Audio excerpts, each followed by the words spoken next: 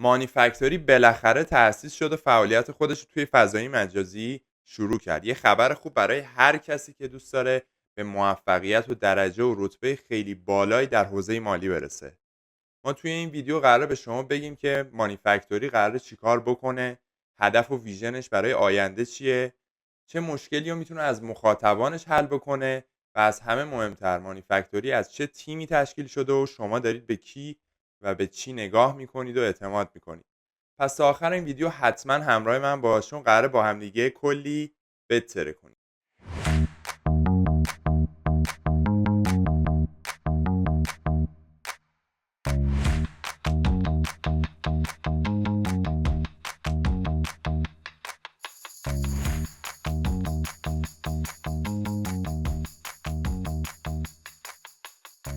سلام دوستان، متینم. خیلی خوشحالم که در خدمت شما عزیزان هستم از طرف تیم مانیفکتوری. قراره که در این ویدیو به شما توضیح بدم که مانیفکتوری چیه، قراره چی کار بکنه، هدف اصلیش و ویژنش برای آینده چیه و چه خدماتی رو در راستای نیازهای مخاطبانش میتونه ارائه بده. اول از همه چی بریم سراغ این که مانیفکتوری یعنی چی. مانی که خب میدونید به معنای پول هستش و فکتوری هم به معنای کارخانه. پس مانیفکتوری یعنی اینکه کارخونه پول. حالا به نظر شما مانیفکتوری چی کار میکنه؟ یه 2 ثانیه فکر کنید راجبش. مشخصه دیگه، کارخونه پول یا مانیفکتوری قاعدتا در جهت درآمدزایی و ایجاد ثروت و پول فعالیت میکنه. حالا چه جوری و به چه صورتی قرار این کار رو انجام بده راجبش صحبت میکنیم. ولی الان بریم راجب سوال دوممون صحبت بکنیم که هدف مانیفکتوری چیه؟ ویژنش برای آینده چیه؟ دوستان، مانیفکتوری به این منظور و برای این هدف درست شده که بتونه کلمه فقر رو از دنیا حذف بکنه. از واژگان لغت کلا کلمه فقر رو بتونه از بین ببره و حذفش بکنه. و این یعنی چی؟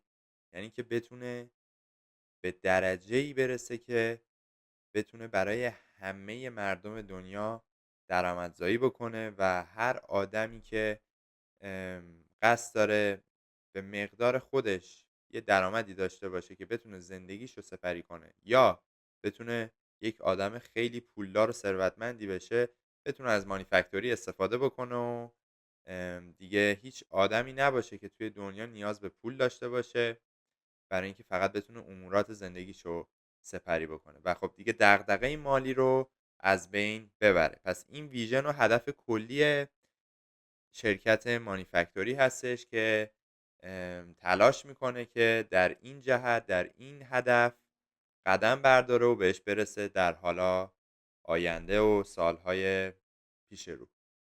بریم سراغ سوال سوممون که اینکه مانیفکتوری چه نیازی رو میتونه از مخاطبانش رفع بکنه، چه مشکلی رو میتونه از مخاطبانش رفع بکنه.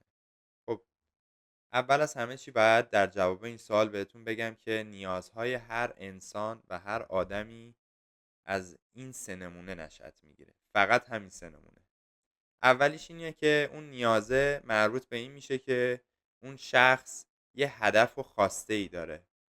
یعنی چی؟ یعنی که یه چیزی رو میخواد، یه قصدی داره که میخواد به یه چیز خاصی برسه. مثلا مثل چی؟ مثل اینکه شما الان دوست داری درآمد دلاری داشته باشی. یه نمونهشه دیگه، این یه خواسته است. خب مانیفکتوری میتونه توی این جهت، توی این هدف، توی این نیاز به شما کمک بکنه که شما رو به درآمد دلاری برسونه. میگی چه جوری؟ تو این ویدیو جاش نیست بگم چون بحثش مفصله، ولی شما با دنبال کردن مانیفکتوری میتونید به این نیازتون پاسخ بدید و ما تضمین میکنیم که در این جهت قدم‌های خیلی بزرگی رو قراره برداریم. دومین نیازی که یک شخص میتونه داشته باشه نیاز به یک درد یا یک دغدغه ذهنی هستش که باید به اون جواب بده. مثل چی؟ مثل اینکه شما یه چیزی رو میخوای شروع بکنی، خب ولی نمیدونی از کجا باید شروع بکنی. نمیدونی چه آموزشی رو ببینی که خوب باشه، که جواب بده که شما مطمئن باشی که بعد از گذروندن و دیدن این آموزش‌ها به اون چیزی که تو ذهنته میرسی. خب مانیفکتوری در این جهت هم میخواد قدم‌های خیلی بزرگی رو برای شما عزیزان برداره و به شما تضمین میده که بهترین آموزش‌ها، درجه یکترین آموزش‌های ممکن توی بازارهای مالی و کسب درآمد دلاری رو به شما عزیزان ارائه بده که قول میدم بهتون توی مارکت فعلی کشورمون همچین چیزی وجود نداره. و سومین نیازی که میتونه هر شخصی داشته باشه اینه که دوست داره یک وضعیتی رو کنترل بکنه. دوست داره یک وضعیتی که پیش اومده رو مدیریت بکنه. دوست داره یک دارایی رو کنترلش بکنه، مدیریتش بکنه.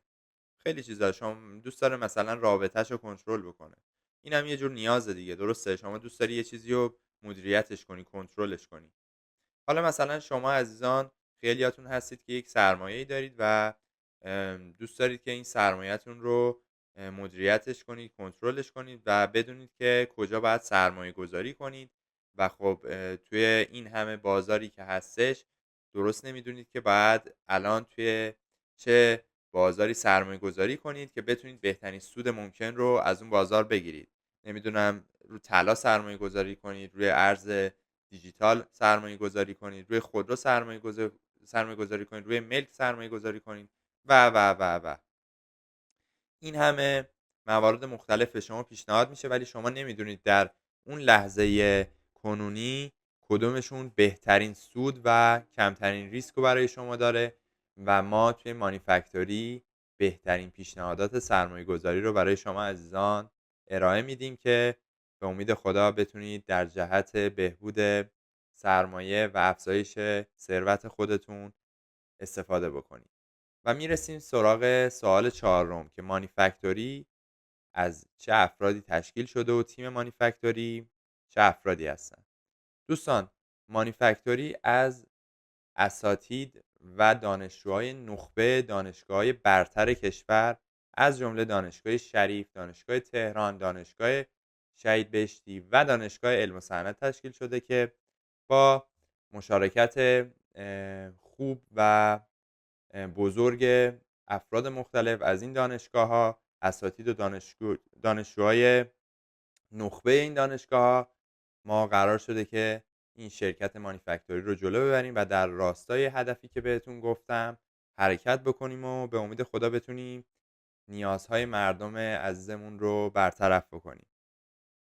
و من متین 25 ساله 3 ساله که مشغول در بازارهای مالی هستم و دانشجوی ارشد مدیریت آیتی از دانشگاه علم و صنعت و لیسانس عمران از دانشگاه شهید بهشتی و همچنین مدرک MBA و مدیریت مالی از دانشگاه تهران رو دارم و در خدمت شما عزیزان و دوستان گلم هستم. پس با همدیگه قراره یک مسیر خیلی بزرگ و پرسود ولی پرچالش و پرزحمتی رو شروع بکنیم.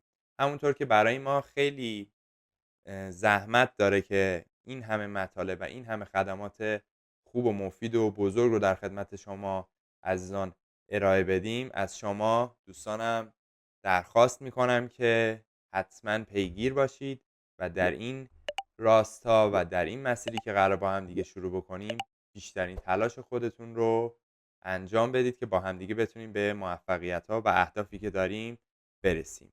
مانیفکتوری خیلی خوشحاله که قراره با شما این مسیر رو شروع بکنه. مخلصم.